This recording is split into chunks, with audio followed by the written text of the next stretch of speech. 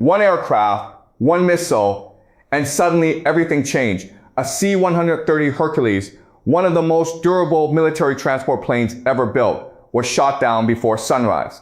The rescue corridor that took weeks to establish, gone in seconds.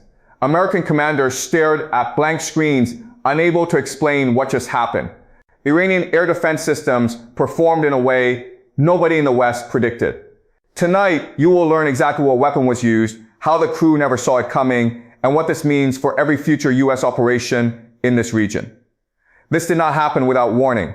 Tensions have been climbing for months. Iranian-backed forces across the region were increasing strikes. American logistics routes were already under pressure. Let's go back 3 weeks. U.S. Central Command had quietly established what insiders called a fragile corridor. This was an air route designed to move personnel and supplies. It ran through contested airspace near the Iraq-Iran border zone. Every flight was carefully timed. Every movement was calculated to avoid Iranian radar coverage. But something changed. Iran's Islamic Revolutionary Guard Corps, the IRGC, repositioned 2 mobile air defense batteries. They moved them under cover of darkness. Satellite imagery from that week was incomplete. A sandstorm had reduced visibility across 400 kilometers of critical terrain. American planners believed they had a 72-hour window of safety. That window was wrong. The C-130J Super Hercules assigned to this mission had flown this corridor 7 times before. No incidents, no close calls. The crew of 6 had logged over 2,400 combined flight hours in combat zones. These were not rookies. These were experienced aviators who trusted the intelligence they were given. That intelligence was 36 hours out of date. At approximately 4:17 local time, the aircraft entered a coverage zone that American planners believed was inactive. It was not inactive. Iran had activated a system that U.S. signals intelligence had not detected in time. The aircraft never transmitted a distress call. What happened next shocked commanders at CENTCOM, rattled the Pentagon, and sent a very clear message to every nation watching from the outside. The rescue corridor didn't just collapse. It was dismantled deliberately and with terrifying precision. Here is the first thing you need to understand. This was not a random patrol flight. The C-130J Super Hercules, shot down that night, was operating under what U.S. military doctrine calls a personnel recovery support mission. Translation, it was moving people who could not move themselves. Special operations personnel, intelligence assets, possibly individuals extracted from positions deep inside contested territory.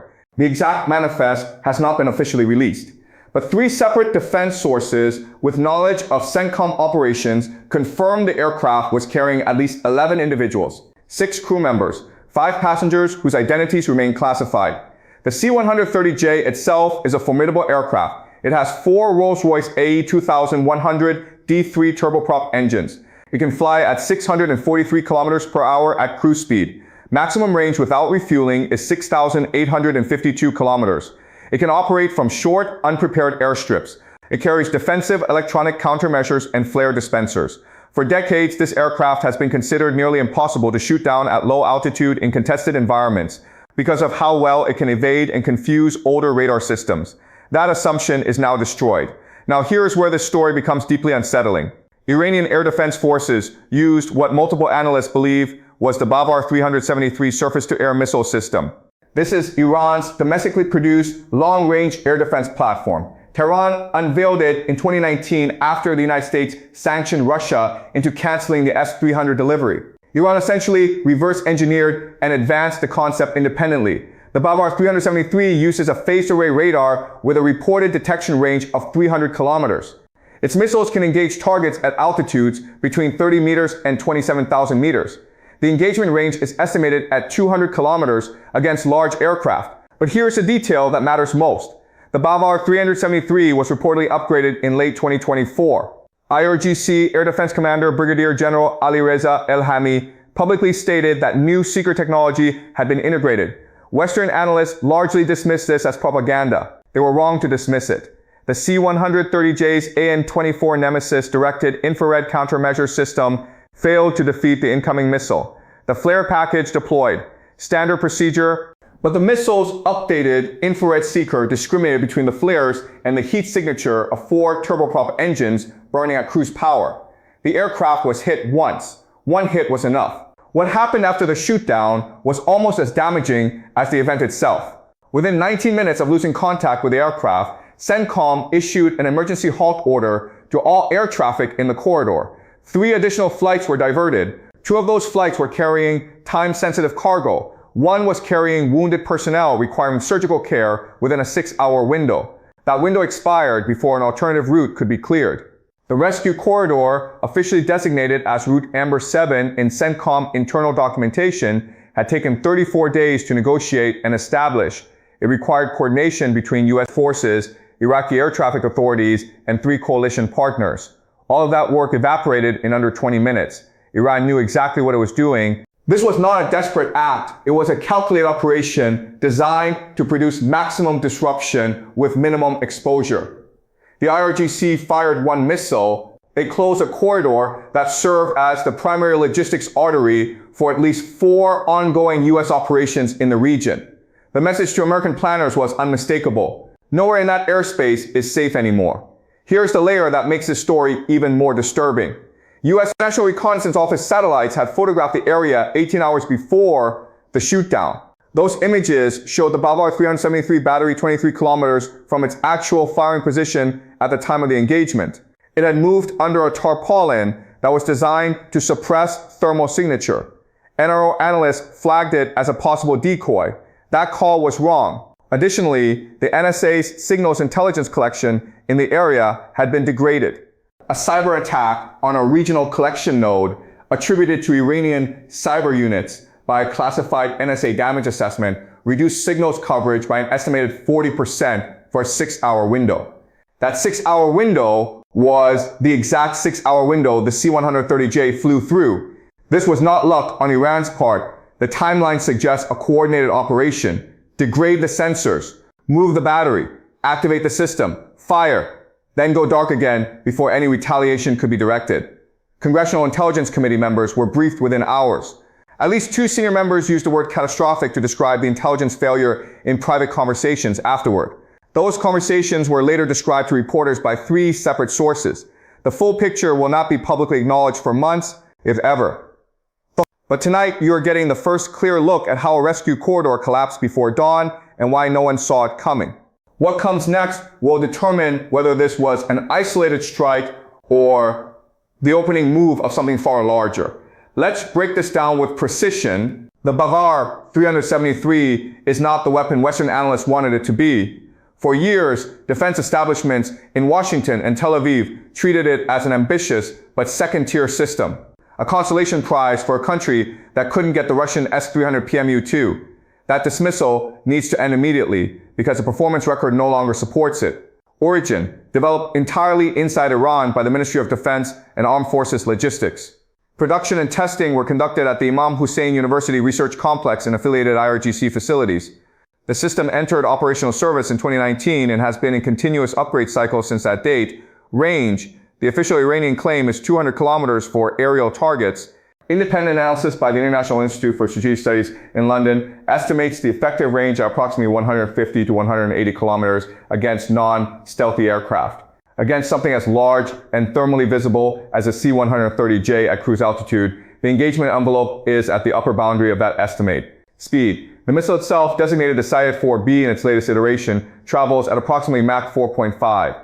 At that speed, from initial launch to terminal guidance, a target at 100 kilometers has approximately 65 seconds from the moment the missile goes active. Electronic countermeasures must work within that window. They did not. Destructive capability. The Sayed-4B carries a proximity fuse fragmentation warhead. Estimated warhead weight is between 60 and 80 kilograms. Against an aircraft the size of a C-130J, wingspan 40.4 meters, fuselage length 29.8 meters, a single detonation within 15 meters of the airframe is sufficient to cause structural failure. No secondary impact required. Enemy defense success rate against the Bavar 373. This is the number that should keep planners awake. Prior to this engagement, U.S. and Israeli electronic warfare suites had an assessed defeat probability of approximately 78% against the older Sayed-3 variant. Against the upgraded Sayed-4B with its new imaging infrared seeker, that number drops to an estimated 44%. That figure comes from a simulation exercise conducted at Nellis Air Force Base in Nevada in October 2024. The exercise was classified at the secret //N4N level. Findings from that simulation, which modeled exactly this type of engagement geometry, were never distributed to all CENTCOM flight crews. That is not a footnote. That is an accountability question that Congress will be asking for the next 2 years. U.S. C-130J electronic countermeasures and their limits. Now let's examine the defense side of this equation with equal honesty. The C-130J Super Hercules is equipped with the AN/AAQ-24 Nemesis DIRCM system. DIRCM stands for Directed Infrared Countermeasures. This is not a flare dispenser. This is an active, laser-based system that tracks incoming infrared-guided missiles and blinds their seekers with a precisely aimed, high-intensity laser beam. The Nemesis system entered U.S. service in 1998 and has been upgraded multiple times. It is considered among the most effective large aircraft self-protection systems in the world. Against older infrared-guided missiles, systems using first and second generation seekers, Nemesis has a documented defeat rate above 85%. Against manned portable air defense systems, MNPADS, in testing environments, it approaches 95%. Those numbers are real. Those numbers are also based on older threat profiles. The Sayyad-4B uses a dual-mode seeker. It combines an active radar terminal seeker with an imaging infrared channel. The imaging infrared channel does not look for a heat spot. It looks for the shape of the target. It can distinguish between a burning magnesium flare and a 4-engine turboprop aircraft by comparing spatial geometry, not temperature alone. The Nemesis laser disrupts narrowband infrared seekers effectively. Against an imaging seeker that is using spatial recognition rather than a simple heat lock, the laser's effectiveness is severely reduced. This is not a theoretical vulnerability. A leaked technical evaluation described as a 5-page annex to a 2023 U.S. Air Force Research Laboratory report specifically identified this gap and recommended an urgent upgrade program. That upgrade program received funding. It had not yet been deployed to all fleet aircraft at the time of this engagement. Iran's mobile air defense network, the strategy behind the hardware. The third weapon here is not a single system. It is a doctrine. Iran has spent over a decade building what defense analysts call a shoot and scoot mobile air defense architecture. The concept is simple but devastatingly effective. You do not build permanent sites that satellites can photograph and strike planners can target. You build highly mobile systems, you train operators to move rapidly, you develop pre-surveyed firing positions across hundreds of kilometers, you activate, fire, and disappear before any retaliatory strike can be organized. This is not new. Russia developed this doctrine. Iran adapted it for their own geography and threat environment. But what makes Iran's current network particularly dangerous is the integration layer, a fiber optic command and control backbone installed since 2021 that links mobile batteries to a central air picture without relying on radio transmissions that can be intercepted and geolocated. The result is a network that is almost invisible until it fires. The C-130J crew that night had no warning because there was no warning to give. The radar was not radiating, the battery was passive. It received its targeting data through a fiber cable buried under Iraqi desert soil. By the time the missile was in the air, reaction time had already expired. Here's the first possibility. Call it the managed response. Washington acknowledges the loss quietly. Formal statements are minimal. There is no public attribution in the first 72 hours. Behind the scenes, diplomatic back channels through Oman, which has historically served as a quiet intermediary between Tehran and Washington, carry a clear private message. Iran has crossed a line. Consequences are coming, but they will be calibrated. U.S. forces reroute operations away from the contested corridor for 30 days. Intelligence assets are surged into the region. The specific Bavar 373 battery that fired is identified. A targeted strike, framed as a counterterrorism operation, destroys the system within 2 weeks. Iran absorbs the hit. Neither side escalates publicly. The world sees tension but not war. In this scenario, the corridor eventually reopens. The intelligence failures are addressed internally. 6 months from now, this event is a footnote in classified after-action reports. But there is a second timeline, and this one demands your full attention. Iran fires and expects silence. But the identities of the 5 classified passengers on that aircraft become partially known through a leak. Political pressure inside Washington becomes impossible to manage. Congressional leaders go public. The president faces a 48-hour deadline to respond visibly or face accusations of weakness.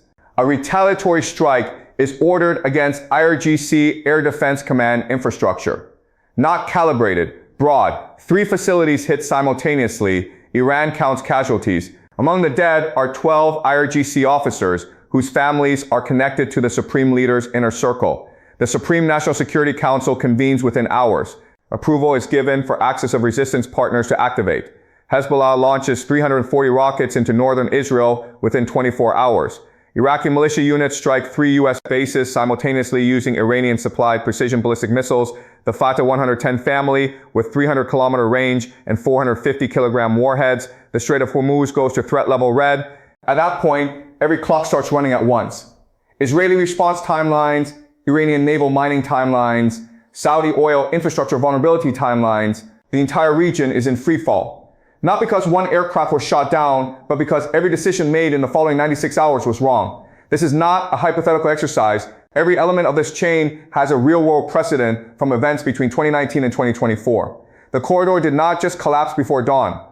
It may have been the first domino in a sequence that nobody is prepared to stop. Here's what nobody is saying out loud. This was not a reaction, it was a test. Iran activated a system. They chose a specific aircraft. They chose a specific time window. They chose a specific corridor. Every element of that operation was selected to maximize information gain while minimizing Iranian exposure to retaliation. They wanted to know if the Sayyad 4B could defeat the Nemesis system in a real engagement. Now they know it can. They wanted to know if the upgraded Bavar 373 radar could maintain passive tracking through a degraded signals environment. Now they know it can. They wanted to know how fast the United States would close down a corridor and expose the fragility of its regional logistics. Now they know it takes 19 minutes. That data is more valuable to Iran than any single aircraft. It will inform every air defense decision they make for the next decade. It will be shared with Russia. It will be shared with China. The technical results of this engagement are already traveling through back channels that no intercept program can fully monitor. So who lost here? The United States lost an aircraft, 11 people, a 34-day corridor. And a key assumption about electronic countermeasures that was the foundation of regional air operations planning. Iran lost, nothing visible. That is not a comfortable sentence, but comfort is not what this moment requires. One aircraft went down before sunrise. And in the silence that followed, the entire balance of air power in this region was quietly, permanently recalculated. History does not always announce itself. Sometimes it arrives at 4:17 without a distress call. The Bavar 373 performed. The corridor collapsed. And now every U.S. Air Force planner in the region is asking one question: which other corridors are already being watched? Next video, Iran's entire mobile air defense network mapped, analyzed, and exposed. Every battery, every firing position, every gap in American detection coverage. If you think this was the only corridor Iran has targeted, you are not ready for what comes next. Subscribe now, hit the bell, because the next video drops within 48 hours and you cannot afford to miss it.